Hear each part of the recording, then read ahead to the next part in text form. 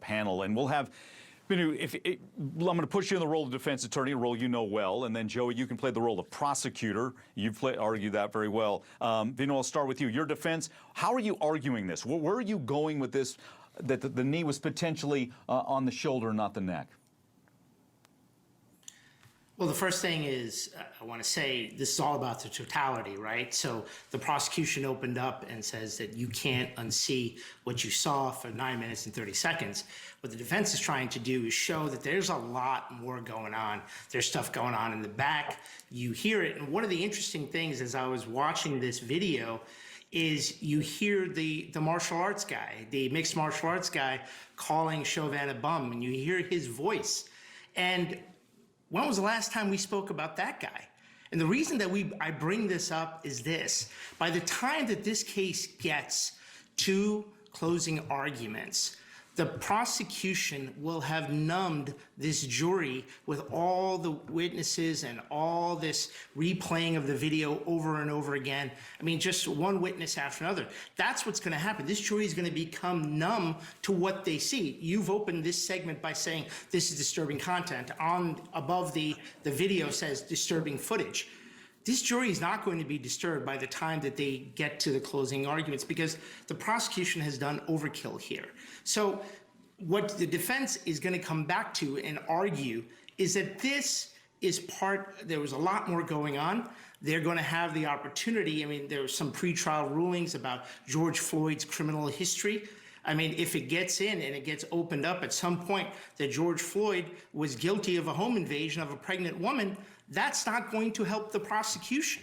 And as this case goes on, I mean, Chauvin may take the stand. Chauvin worked with him. He may know about that. And that could have contributed to what he did. I personally believe Chauvin will have to testify because he's going to have to explain what he did. And if he can explain all of this in light of everything going on, he could walk, or at the very least, have a mistrial and live to fight another day. Got it. Joey Jackson, your rebuttal. Varghese, again, with us, defense attorney. I want to show everybody, I've got my printout, and we have our graphic of this as well. It's kind of a use of force continuum. And Vinoo, I'm going to get your take as a defense attorney, how the defense is going to argue this, because the expert on this concerning use of force, it was Lieutenant Merciel, talked about, okay, up here in red, if there's active aggression, then you can use an unconscious neck restraint. Well, George Floyd was not actively aggressive. Was he actively resistant? At that point, you can use a conscious neck restraint. But under passive resistance, you should just be talking to him, and your presence is enough. Ladies and gentlemen of the jury, George Floyd was clearly just passively aggressive. There should have been no neck restraint used at all. How would you argue that one? Or how will we see it argued? Vinoo? I'm going to say that as an officer, you're dealing with a lot, not just one thing, but everything. You're dealing with the fact of what he was doing before they got to him. Remember, there was a 911 call that said that this man was wildly drunk. And so you have that situation. Then you have the officers who couldn't get him into the car. Derek Chauvin witnessed this. Then you see the crowds, and you see this chaotic situation that could just escalate into a riot. And so that's what McKenzie was saying, that things can distract you from doing what you taught in a textbook to do. That doesn't mean that that's what you're going to be able to do when the scene actually plays out. And that's where the reasonableness standards come in. Then you combine that with the things the doctor is talking about, with the fentanyl, the methamphetamine, the lungs. All of this plays into account, and all you got to do is plant the seeds throughout the trial. You don't need a home run. You don't need that, you can't handle the truth moment during a trial. All you need to just plant the seeds as a defense lawyer and then sum up on it and then say to them, look, the last word you're going to hear is not from me, but from the prosecution. And here's what they're going to say, and this is how you deal with it. So you work backwards. You think about what you're going to say in the summation, and then you work backwards. And one of the things that he's got going for him today is, why didn't the judge allow for these objections?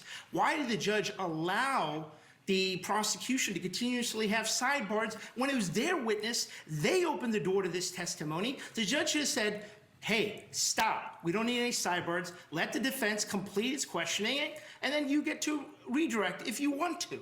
This is, look, I wrote an op-ed that was published in law.com and was printed in the New York Law Journal that said, to ensure justice for George Floyd, Derek Chauvin must have a fair trial. This judge needs to ensure that Chauvin gets a fair trial. I mean, otherwise this is just a show trial. Allow the defense to do its job. I mean, the prosecution opened the door today. He shouldn't have cut them off. Got it. Areva, do you think the defense is planting effective seeds at this point? I think the defense is doing the best job with what they have to work with. I want to address a couple of points, particularly the Rodney Floyd point. I think it's so important that all of us who are giving analysis about this case not lose sight of the fact that this is someone's brother, this is someone's father, this is someone's boyfriend and relative, and that we honor the memory of George Floyd and that we make it clear in the commentary that we give that someone lost their life because of police violence. And then the comment about scapegoating, the concept that Chauvin is being a scapegoat for the Minneapolis Police Department is really offensive, I think, to the family, to the African-American community that has watched for decades officers, white officers in particular, get away with murder for using violence against unarmed African Americans. So we've seen that time and time again. And in many ways, this trial is a referendum on whether police can police themselves and if police can be held accountable for their actions. This trial is a referendum on whether Derek Chauvin is guilty or not to atone for the sins of past cops. That's what this trial is about. Derek Chauvin needs to get a fair trial. It's not about whether other cops have done these things. That's what he needs to do. You were allowed to make your comment, and